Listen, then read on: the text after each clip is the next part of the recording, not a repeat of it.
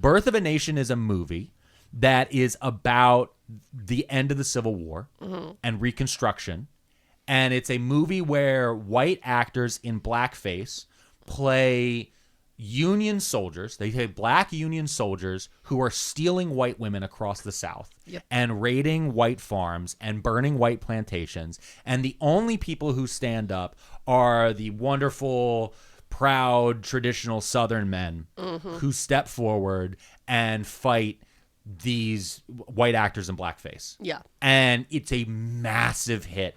It's directed by a man named D.W. Griffith, who is basically the Christopher Nolan of his age.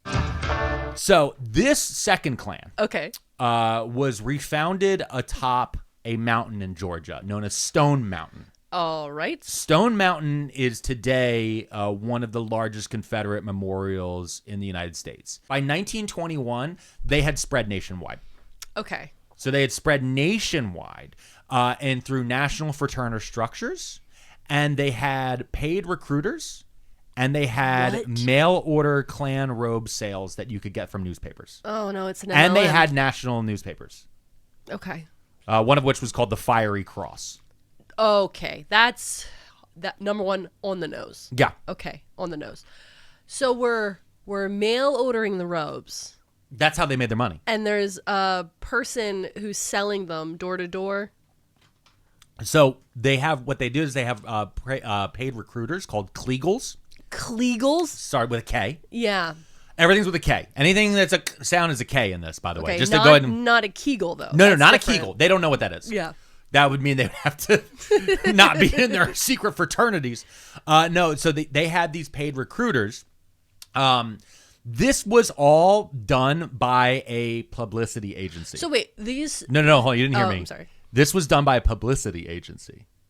Oh. They weren't doing well. Yeah. When they were refounded, they weren't doing great. So they hired PR. They literally hired a PR company called the Southern Publicity Association, a public relations firm that also represented the Red Cross, the YMCA, and the Salvation Army at the time. Oh, no. So for those guys who remember our episode about Edward Bernays, PR, public relations, was invented around this time by Edward Bernays, who was the nephew of Sigmund Freud. I know. I'm starting slowly to sound like a crazy person. I know. I'm slowly starting to sound. I love that you think this is slowly. I know. We have been... No, the YMCA and the Klan are connected. Oh, no. That's why he's playing that's why at his little rallies he keeps playing the YMCA, because of the Southern Publicity Association. That's why they were holding up those fucking little pickleball paddles. Yeah. Okay. I have lost where we are. Okay. Because what I was thinking is, are these people that are going out and trying to sell the Klan? Yeah. They're paid per head. So they're like pharmaceutical sales reps. Kind of. I would say because they're not. They're starting a downline a bit, right? Yeah. They're starting a downline because they want to sell the robes. Yeah. And then the more people you get in your group, you sell more robes. So is it a pyramid scheme? Yes. Okay. It is an MLM. It's an MLM. It's an MLM for boys and girls. Because they have a not women's boys auxiliary. or girls, monsters. Yeah. Bad people. But they also have a whole children's brigade.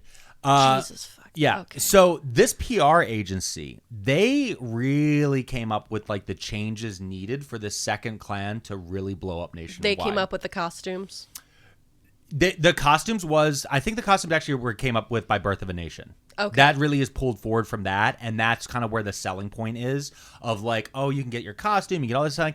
Their biggest recommendation was setting up the recruiters, setting up the pay structure, and changing what they hate. Okay. Because they looked around, they said, listen, hating black people and Republicans, that's too narrow. Yeah. That only works in the South. You got to meet the people where they're angry.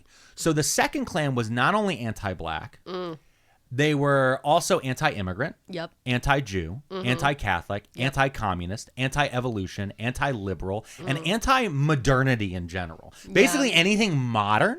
Hate that. They were. So today, they would say that they're actually not anti, but that they're pro-white, they're pro-Protestant, they're pro-tradition, and they're pro-fundamentalist. Yeah. That's how they would sell themselves. And they're pro-native born Americans. Oh my God.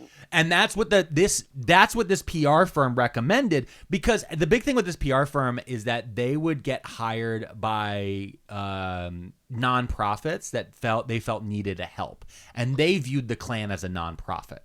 Oh, Jesus fucking Christ. Okay. Yeah. Oh my God. No. It's a nonprofit MLM. No. So that also franchises Jesus. And has selling points in a downline through a centralized agency that gives out affiliate links. Oh my God. Yeah.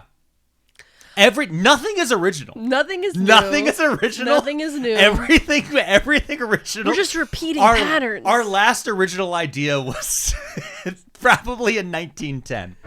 Remember to smile.